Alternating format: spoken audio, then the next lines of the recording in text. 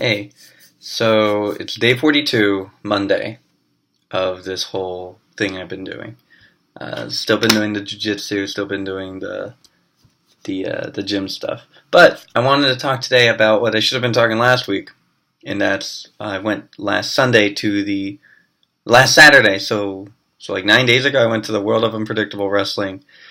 September 9th, they had this great local show here in Brooklyn, and they had people from Lucha Underground come over. So I was looking at some other shows to go to before, but I missed my chance to go during August, or I think it was in July. So I figured, it's okay. $20. Hopefully they have another one. And they did. They had it with Lucha Underground people. Now, I haven't seen a lot of Lucha Underground. I've only seen like a handful of episodes, really, on Netflix. But I did like what I saw. I just got so busy. I barely have time to watch freaking Raw recaps on WWE Network. So ever since SummerSlam, I've just been like slammed, literally, with a lot of other stuff. So, but luckily, I've been trying. I've been doing everything else. So I went to that. I went with two friends. It was cool. They weren't really. One of them was like a attitude.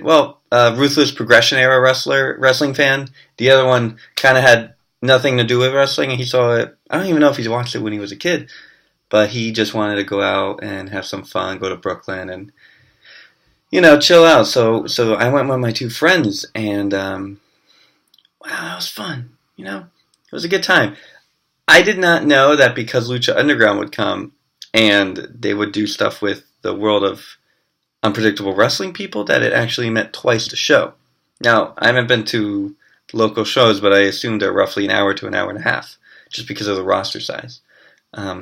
This show lasted about 3 hours, a little more actually, because the first hour and a half roughly was World of Underground, the WUW people. They were cool. It was cool seeing the local talent, the Brooklyn talent. And I assume all those guys were from WUW.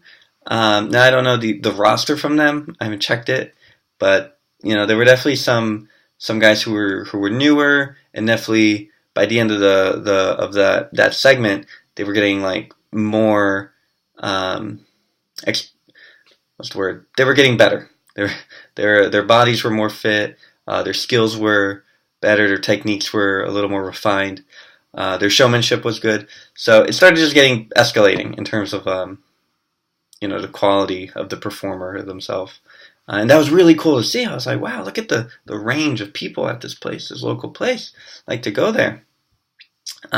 Maybe that's where I'll go when I'm done. So that's kind of like a big reason I wanted to go. Because I was just like, I got to go to local shows and see what's happening around this area. What's like, what can I learn? Where can I... Who should be my, where can I learn this stuff? And who will I be wrestling? What kind of people will I know? Who will be my friends and my adversaries and all that stuff. So I wanted to go to that. I do think at the end of this month, I'm going to go to a hog wrestling show, House of Glory, which is also, I believe, in Brooklyn. Well, hold on. WUW is in Brooklyn, but the show is in Queens. And then the House of Glory people, I think, are also technically in Brooklyn. I gotta check that out. I don't think they're in the Bronx. They might be in the Bronx. I gotta check.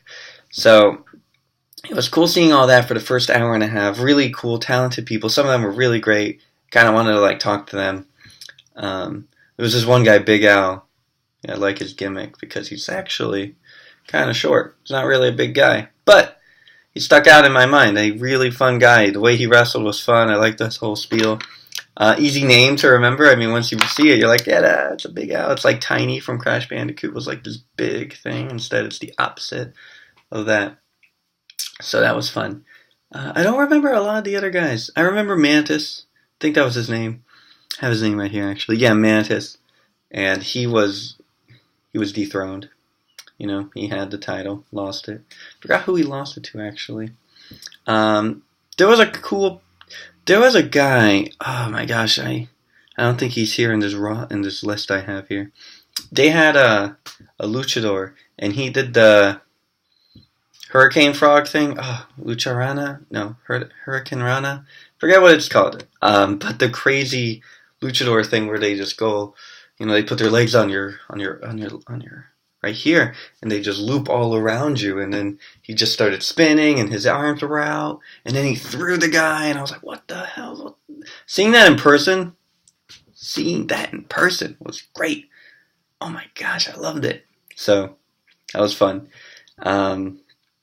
After that, I looked at my friends, and I told them it was going to be a local anything, but they were kind of like, all right, that was a good hour and a half of like some really good people, some a little more amateurish, and I was like, no, guys, I didn't just bring you here, I didn't make you spend $40 on the ticket just to watch, because the tickets are normally $20, and I feel like normally I would just go to local shows on my own, just to support the wrestlers and to learn.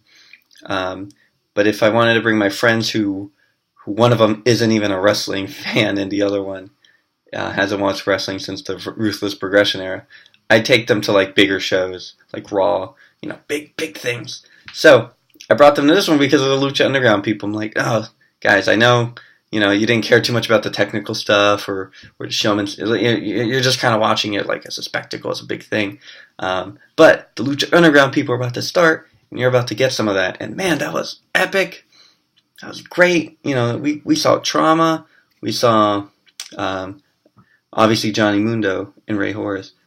But I want to see the girls here. Yeah, Lady Shani, Kiera, Ivelisse, and then Drago. Dude, he was so crazy. Dude, when I saw him come out, Drago has never thought about a luchador having a totally different attire than the typical attire with the symbolism. This guy literally had he was just a dragon. He had his mask was scaly. I don't know if it was made out of rubber plastic or what, but it was scaly, and he had a jacket to match, and he had a tail. And when he got on the thing and he went on the ring and got on the ropes, I saw a tongue come out. I wasn't even sure what that was. It was crazy. Jeez, that was so beautiful, man. How do you get stuff like that? That was great. Seeing it in person was super awesome.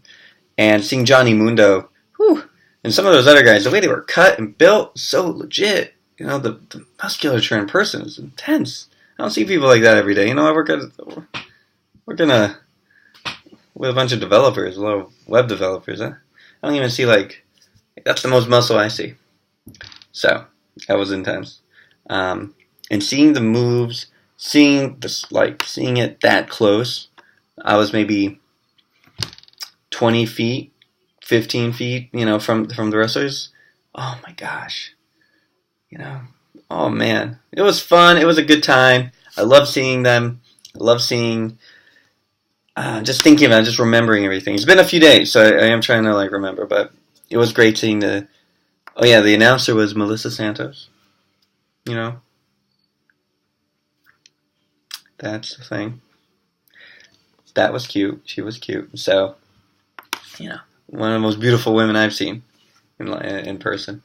So, oh my gosh, man. That was fun. And I love the women wrestlers from Lucha Underground. Really good, too. I haven't seen them in action on TV a lot. But seeing them, I liked, what was it, Kiera? Kiera. She was from Canada.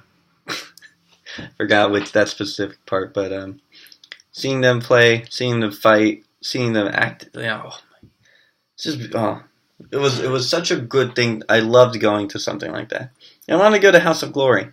I noticed they have more. I don't know if WUW doesn't put this stuff online. I've looked at their YouTube, their Instagram, and I don't see much of their shows. I see small things. Maybe this house show is just internal. It's a house show, and that's it. Even though they got Lucha Underground, I don't know. I haven't found it. But House of Glory have a subscription model, and they put a lot of their shows on their subscription, kind of like Progress Wrestling, I believe. That's how it seems. They film really epic shows. They put them up every month, maybe a little more frequent than that. But that's fun, and I like that. and they charge like $3 a month, kind of like Progress. Progress is $7, I think. So, I watched some of their YouTube videos that they posted for free, and those are good. Might be worth going to. That one's a $20 ticket, and when you have to go to Brooklyn with the train, and for me, I have to take the Metro North, then I have to worry about the subway, and then I have to worry about timing. And if I drive in, I gotta worry about parking and gas and tolls. It adds up, adds up. I'm saying like $50+ for a $20 show. For the other show, I was hitting 70, almost 80, because then I had to get dinner. Oh, gosh, it just starts to add up. Whatever. I'm trying to save so I can, get a gym subscription and wrestling membership stuff. Oh my gosh. So this was a long video, longer than usual. That's because I really wanted to talk about like this. This was such a good show. I really enjoyed it, and I wish I can articulate better. But like that's just the front. That's like the meat of how I feel. Still been working out. Still been doing jiu-jitsu. I'm dropping cardio. I feel a little lazy about it, honestly, because I haven't done high intensity to replace it. So definitely got to do that. Yeah. I don't know how I'm gonna do the videos from here on out. I don't know if I'm gonna try to do it more than a week. If I have enough content, I'll do it more than a week. The daily Instagram stuff I am doing to the best of my abilities. I try to do one picture a day, so that's good. But the videos, I don't know. Once I get, I have this phone here. I'm gonna fuck the light up. But I have this phone here, and it got replaced, which is good. But I need, but I'm gonna need better camera, I think, on my next phone. I don't know. I'm gonna try it out. Maybe I'll just do vlogs when I go to the gym. Maybe I'll just do vlogs when I'm out and about.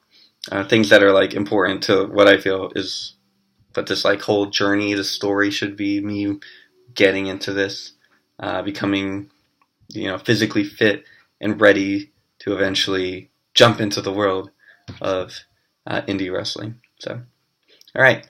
Also, gotta learn to start looking at the camera, not the person here, the camera. So, that's it for today. Bye. I missed. Bye for real.